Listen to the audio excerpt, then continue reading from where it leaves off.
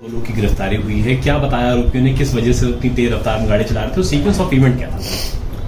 ये थाना गोमतीनगर विस्तार में 21 नवंबर की प्रातःकाल एडिशनल एसपी श्वेता श्रीवास्तव के बेटे के साथ एक दुर्घटना हुई, जिसके संबंध में एक अभियोग पंजीकृत किया गया है, जिसमें इस घटना के जिम्मेदार दो व्यक्तियों को गिरफ्तार किया गया है और जिसमें प्रयुक्त की गई गाड़ी को भी बरामद कर लिया गया है। घटनाक्रम के संबंध में आरोपियों ने बताया कि उनके उसमें से एक आरोपी देवश्री वर्मा के चाचा ने एक नई XUV 700 अभी 2 महीने पहले खरीदी थी और उसके चाचा वर्तमान में लखनऊ में किसी शादी की वजह से आए हुए थे और ये दोनों लड़के उसमें तेज स्पीड से गाड़ी चलाने चाहते थे, उसको टेस्टिंग करना चाहते थे। इसीलिए रात में देवश्री वर्मा ने अपने चाचा से गाड़ी और गाड़ी की चाबी लेकर के अपने पास रख ली थी। प्रातःकाल उठ करके देवश्री वर्मा अपने मित्र सार्थक सिंह के पास गया, जहां सार्थक सिंह के बारे में उसको जानकारी थी कि उसके पास लर्निंग लाइसेंस है। इसीलिए ये लोग सुबह में गए, जहाँ पे देवश्री वर्मा ने उसको बताया कि सुबह सुबह पुलिस चेक नहीं करती है। फिर दोनों वहाँ से गाड़ी लेकर के G20 रोड पर आए, जिसमें एक तरफ से देवश्री वर्मा गाड़ी चला रहा था और उसको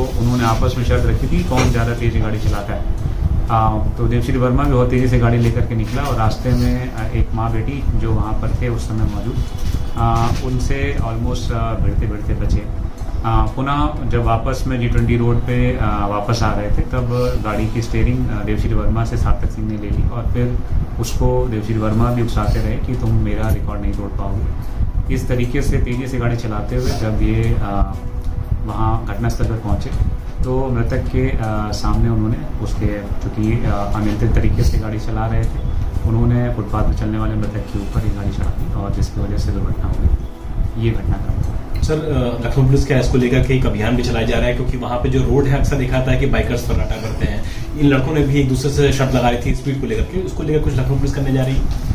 जो मुख्य रूप से लखनऊ पुलिस में जहाँ जहाँ ऐसे रास्ते हैं जहाँ पर ट्रैफिक का लोड कम रहता है, जिस वजह से गाड़ियाँ तेज़ रफ्तार में चलती हैं, जैसे लोहिया पथ है या ताज होटल से जनेश्वर मिश्रा पार्क की तरफ जाने वाला मार्ग है या G20 रोड है, इन सब मार्गों पर हम लोग जिगजैग बैरियर लगाते हैं जो परमानेंट बैरियर रहेंगे, ताकि यहाँ पे गाड़ियों की स्पीड एक लिमिटेड वे में रह सके। ये हम अभी ये परमानेंट करने जा रहे हैं।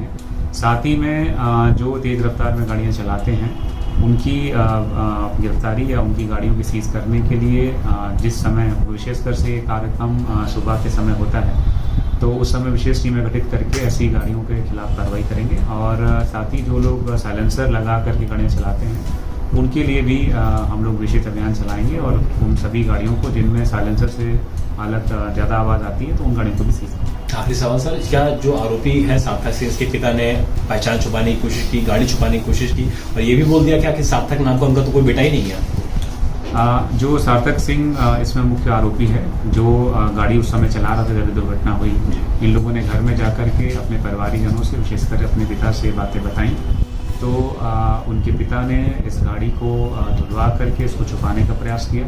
उसके बाद अभियुक्तों को भगाने में मदद करी। इसी कारण से उनके पिता सार्थक सिंह के पिता रविंद्र सिंह के खिलाफ भी 201 के अंतर्गत हमने कार्रवाई की है और यदि इस प्रकार के साक्ष्य आते हैं जो कि इस घटना में किसी अन्य की भी दुष्प्रेरणा थी या फिर किसी अन्य की लापरवाही की वजह से घटना हुई है, तो उसके खिलाफ कार्रवाई। ठीक है।